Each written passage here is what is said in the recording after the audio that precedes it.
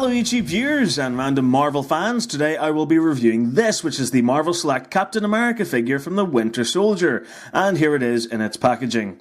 As per usual, the box is in the exact same style as all of Marvel Select's releases, so on the sidebar here we get the Marvel Select logo, and underneath you can see Captain America is written in this sort of army stylized text, and underneath it is written Special Collector Edition Action Figure, while finally at the bottom the Winter Soldier logo has been printed.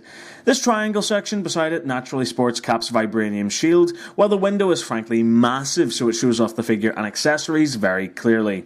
The side features a stylized image of Captain America himself, and on the back, apart from a little bit of information on the character, you don't really get anything new. As always, if you want to pause the video and read the paragraph, you can. But yeah, apart from the logo again, an image of Cap and a pile of legal guff at the bottom, there's nothing really special here. So that does it for the packaging. Let's move on and take a look at the figure. Okay, so here we have Captain America, and like all Marvel Select figures, it just looks excellent. Taking a look at the detail, the head sculpt looks great. The issue with most Captain America figures is that, as he's wearing a mask/helmet which conceals most of his face, it's hard to represent a good likeness of Chris Evans. But here, they've somehow just nailed it. The eyes contain so much detail, while the sculpting on the cheeks, nose and mouth all really represent the actor perfectly, even if his facial expression is a little bit dull. But the brown chin strap is very sharp and features silver buckles just below the ears. The helmet itself looks good, as you can see it features that obligatory silver A on the forehead, while it has been sculpted to look as though it's made up of various pieces of fabric and material plating, just like in the movie. I particularly like how these darker navy pieces have a textured effect moulded into them there as well. Moving down to the torso, Cap's blue jumpsuit has been recreated here very well indeed. On the chest you can see that the suit features the silver star and stripes design, which has been moulded onto the body, but unfortunately the paint scrapes off way too easily. Just like the helmet, the suit has again been sculpted to seem as though it's made up of various layers of fabric, which is predominantly noticeable on his ab section, which features these three dark navy strips visible under the lighter blue, while on each side a red strip is visible. Around each shoulder you can see a brown strap which leads all the way around to his back, where they meet at this silver panel, which is where his shield hooks onto in the movie. Down the rest of the back you can make out more of that panel detailing, which has been combined with my old favourite, the creased and wrinkled material effect. The arms look good. They feature the continuation of that silver stripe design from the chest at the top, and underneath it looks as though his biceps are almost bulging out underneath the suit, which is a nice little effect.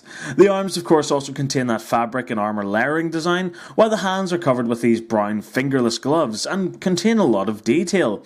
One is clenched in a fist, while the other has been sculpted in a semi-open palmed pose, which aids the figure when holding his shield. Cap is also wearing a belt. While the detailing on it is nice, as it features a silver buckle on the front and these pockets which contain Cap's mission equipment present on the sides, it's a little too bulky and plasticky for my liking.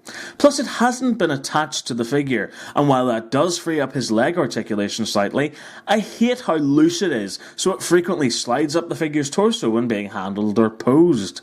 As for the legs, what more can I say? The layered design is present on them, as well as the creased material effect.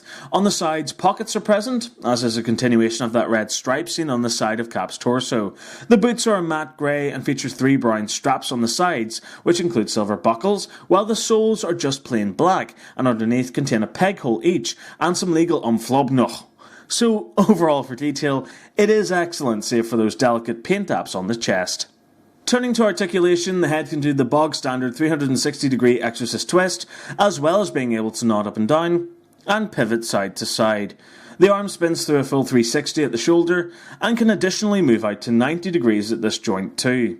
The forearm bends into 90 degrees at the elbow, while this joint also allows the forearm to spin through a 360. The hands can do a 360 at the wrist and pivot in and out at this joint as well. The figure includes an ab crunch, which naturally doubles as its full 360 degree waist articulation, just like most Marvel Select figures.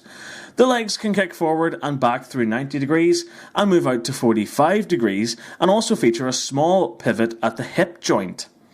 There's a double joint at the knee, meaning the foot can be brought right back to Cap's backside, and finally the feet can pivot forwards and back, and also side to side at the ankle. So when it comes to articulation, it offers quite a lot.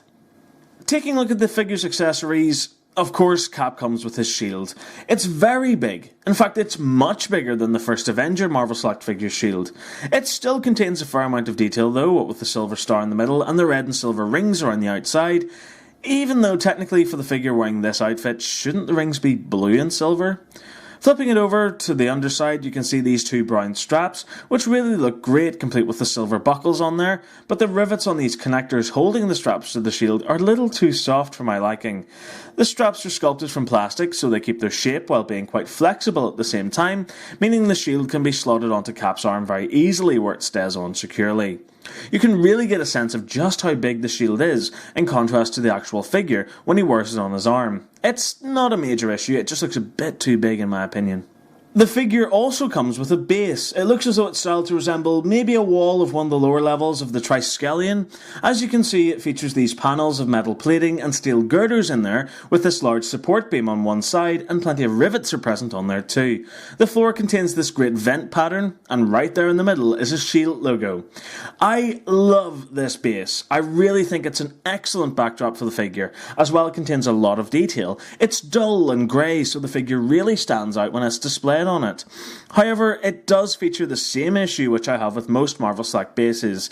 Even though the figure contains a peg hole on both feet, there are no pegs present on this base, so while it looks good, it offers the figure no support or security when on display. Doing a size comparison, you can see that while Cap stands at over 7 inches, he's much smaller than the Phase 2 Marvel Select Iron Man Mark 42 and Thor the Dark World figures.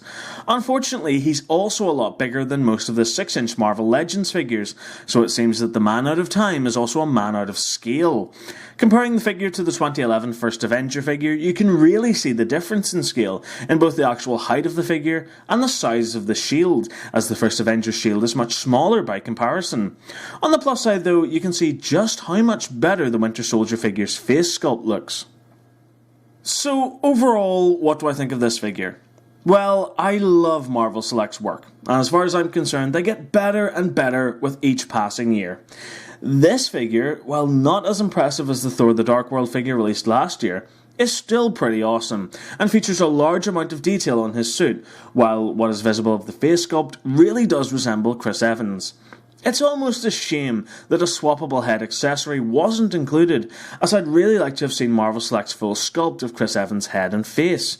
The articulation is great, making the figure very sturdy when placed in dynamic poses when on display. Again, the base is a brilliant inclusion, with a fantastic yet minimalist design that really captures the coldness of Cap's environment from the movie. The shield is a little bit too big though, and when are we going to see a Marvel Select Captain America figure with the ability to clip the shield to his back? It could be done with magnets so as not to disrupt the detailing of the figure. Speaking of size, I will admit that I'm slightly disappointed with the scale of this figure. The other two figures from the Phase 2 movies were much bigger than their Phase 1 counterparts, but here the opposite has happened, making Cap look really awkward when posed next to them. Plus the easily scuffed silver paint on the torso really takes away from the figure's overall look. But in the end, that does very little to sway my opinion, as overall I think this is an excellent collectible which is perfect for any fan of the Winter Soldier movie. And so that brings us to the end of this review. Thank you very much for watching. I really hope you enjoyed it. If you did, remember to stay subscribed for more videos and keep up to date with all my latest news and reviews by liking my Facebook page and following me on Twitter.